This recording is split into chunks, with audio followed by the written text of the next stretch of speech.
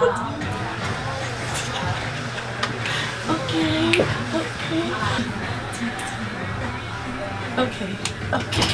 Hey. Dude's got all the energy and the anxiety. I'm not nervous. Who's nervous? I'm not nervous at all.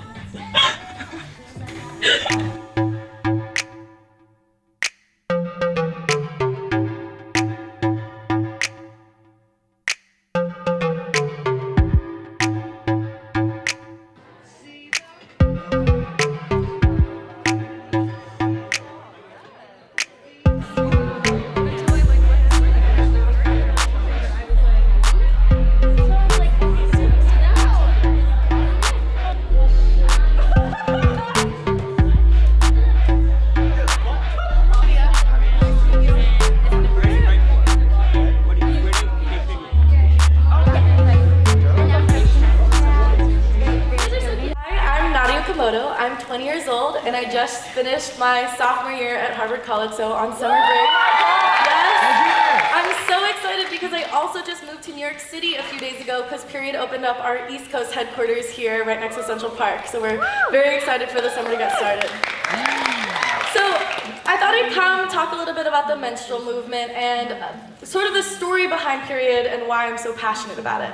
My passion for periods comes from a really personal place.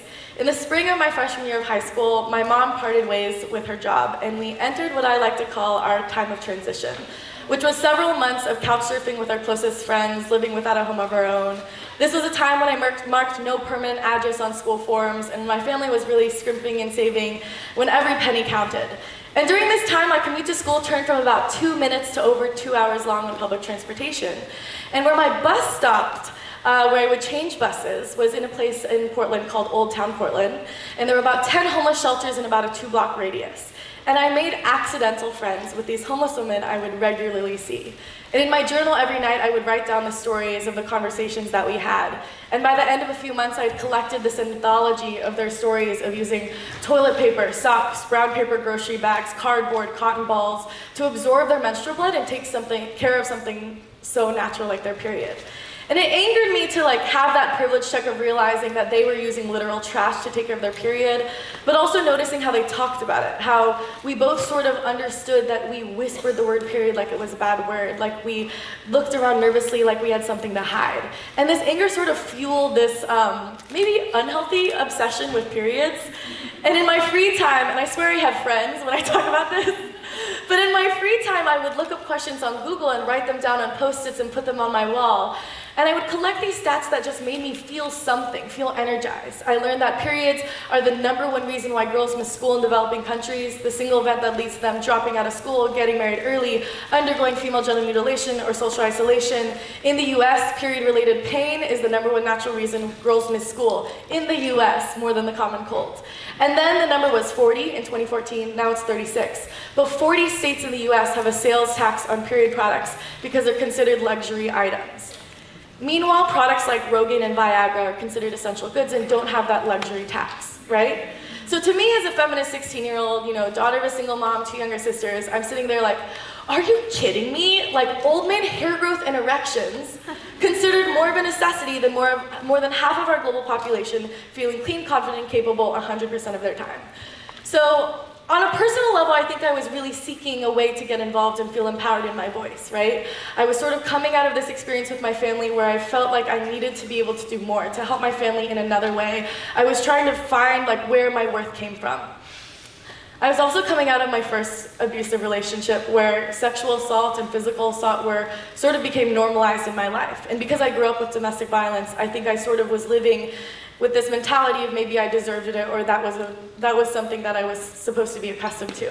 And it made me feel rather voiceless. So on a personal level, I was seeking a way to find my worth beyond my body, to feel empowered in my voice, and service leadership kind of became the way I found that, and it continues to be a really strong anchor for me in feeling where my purpose is. So a few weeks after my family moved back into our condo and got back on our feet, I founded the organization that is now Period. So Period is now the largest youth-run NGO in women's health in the world, and the fastest growing one here in the States. In the last 3.5 years, we've addressed over 270,000 periods through product distribution and registered over 200 campus chapters at universities and high schools around the US and abroad. We're now in 49 states and 15 countries, and we have a few chapter leaders in the room. So we're so excited for the movement that we've sort of become a part of. And I think the reason I'm so passionate about what we call the menstrual movement, the fight for equitable access to period products and breaking the stigma around menstruation, is because it's so intersectional, right? And we really see it as sort of the key to both global development and reaching this higher goal of gender equality. So when we think about gender equality, we think about reaching it through education, access to healthcare, representation in politics, and decision making. And I've literally just talked about how periods have sort of been a barrier to all of those, right? So I really think that we need to address periods if we're talking about, this fundamental human right of every individual feeling confident, capable to discover and reach their full potential 100% of the time, regardless of whether or not someone is menstruating, right? And so I'm so excited because I'm telling this story not because I do want to recruit you into the menstrual movement. And I'm so excited because I think that when I look into the next year, I signed with Simon & Schuster, and my first book is coming out this October. It's called Period Power, and it's already out on Amazon. It's called Period Power, a manifesto for the menstrual movement. So with this book and this speech, yes, I'm trying to recruit you into the menstrual movement, come, reach out, DM me on Instagram, start a chapter, that kind of thing. But also because I think the story of Period is sort of a testament to the power of Gen Z, right? When I started this organization, I had no idea what I was doing, and I still feel like I don't have any idea what I'm doing.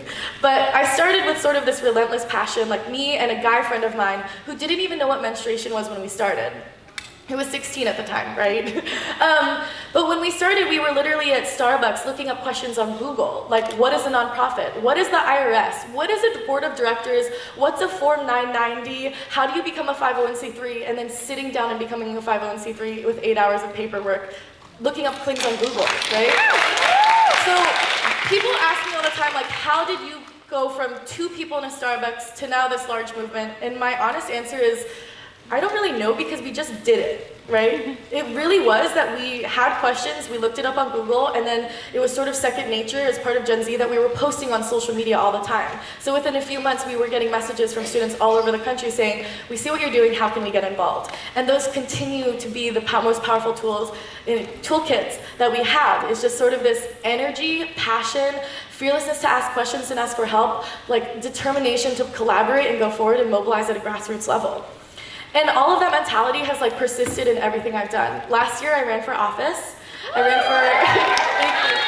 for Cambridge City Council against 26 other candidates. I didn't win, but we made historic waves with student and youth turnout. And for me, I don't regret it, and I always urge other young people to go for it, run for office. And if you have questions, look it up on Google, and you are qualified, and you should be confident in going forward. I literally looked up when I got angry at my city council locally in Cambridge. I looked up what do you have to do to run for office? I saw that I was 18, and was like, oh, I'm more than qualified because I'm 19, right? So I think that sort of mentality is what us as young Gen Z women, especially women of color, have to embody, right? If you're eligible, go for it, right? Ask questions and go for it. So today, all leading up to now, we've heard these sort of mentions of the importance of small acts of kindness and supporting each other, mobilizing at a grassroots level, and always taking a moment to pay it forward.